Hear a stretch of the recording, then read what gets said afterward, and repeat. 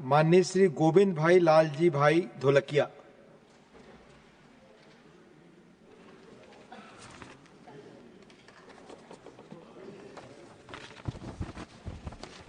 माननीय महोदय, मैं एक श्लोक से शुरुआत करता हूँ। निर्माण मोहाजित संग दोषा अध्यात्म नित्या विनिवृत्त कामा द्वंद्वैर्विमुक्ता सुख दुख संज्ञे गसन्त्य मूढ़ा पदमाव्ययम् तत्। माननीय महोदय श्री सभापति जी, सबसे पहले तो मैं प्रधानमंत्री श्री नरेंद्र भाई मोदी जी को हार्दिक बधाई देता हूं। उन्होंने पिछले 10 वर्षों में देश के वित्तीय ढांचों में, चाहे जीएसटी हो, इनकम टैक्स सुधार हो, कॉरपोरेट टैक्स तंत्र हो या जुड़ाव आधारित डिजिटल क्रांति हो, इन सभी में एक बढ़कर एक परिवर्तनकारी कदम उठाए हैं। यह विधेयक भी उसी सुधार यात्रा का एक अत्यंत महत्वपूर्ण पड़ाव है।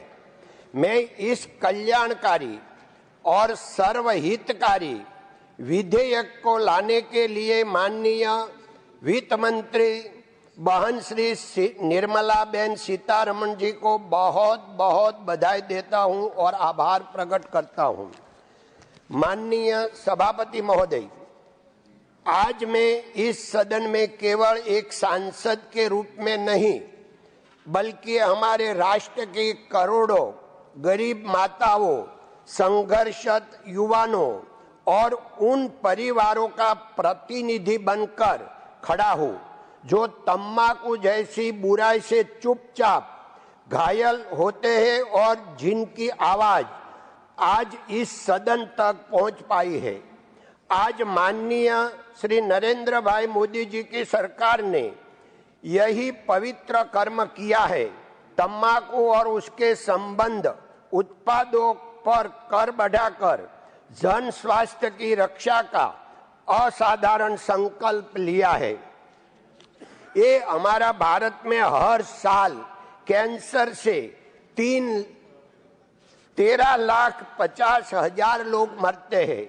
ये बहुत बड़ी जो है युवाओं चले जाते हैं।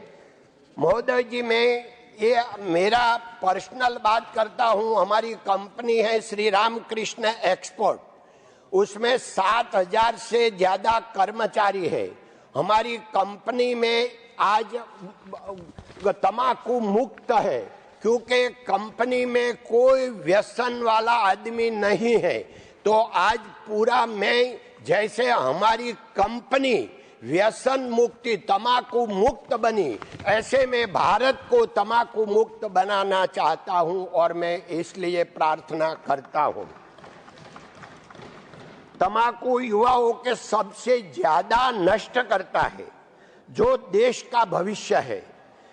कई बार एक छोटी सी पुड़िया, एक छोटा सा पैकेट एक गरीब परिवार को पूरी जिंदगी के दुख में धकेल देता है।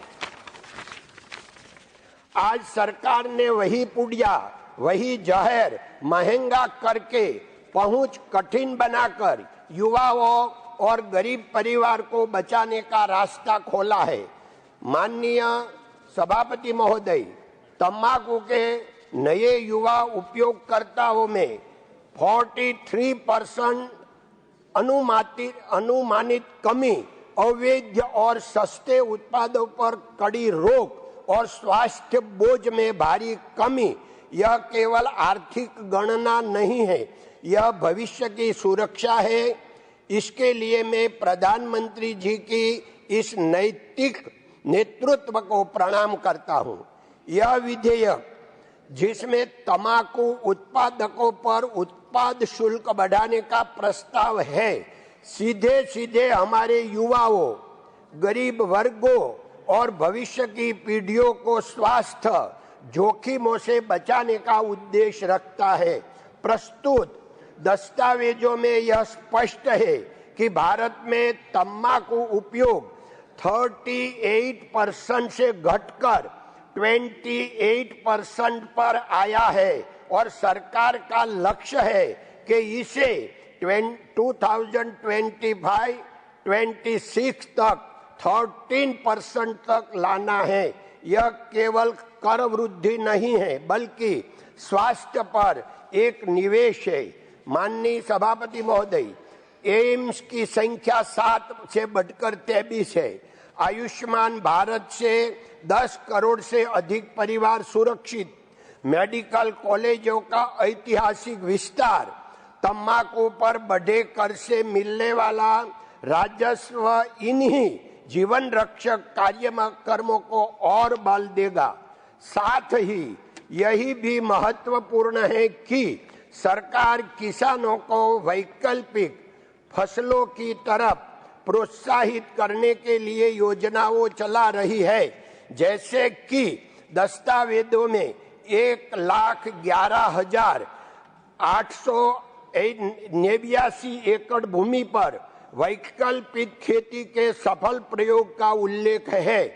यह तंबाकू उत्पादित क्षेत्रों में भी एक दूरदर्शी मार्ग प्रदान करता है। यह सिद्ध करता है कि यह सरकार जीवन और जीविका दोनों का संतुलन जानती है।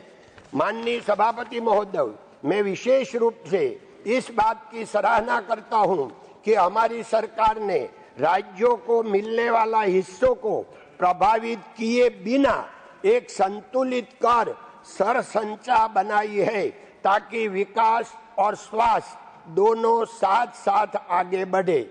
इस संशोधन विधेयक के माध्यम से सरकार ने कोई नया शेष नहीं लगाया है, बल्कि तंबाकू उत्पादकों पर एक्साइज ड्यूटी लगाई है। जैसा कि वित्त मंत्री जी ने लोकसभा में चर्चा के दौरान स्पष्ट किया कि यह कोई नया कानून नहीं है और न ही केंद्र सरकार कोई अतिरिक्त टैक्स लगा रही है।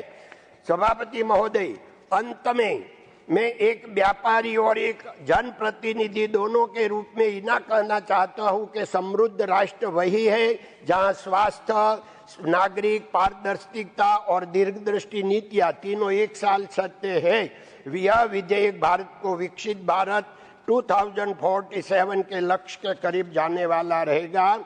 इस संशोधन का मैं पूर्ण समर्थन करता हूं। सभापति जी, आपने समय दिया, बहुत बहुत धन्यवाद। बहुत बहुत धन्यवाद। नमस्ते।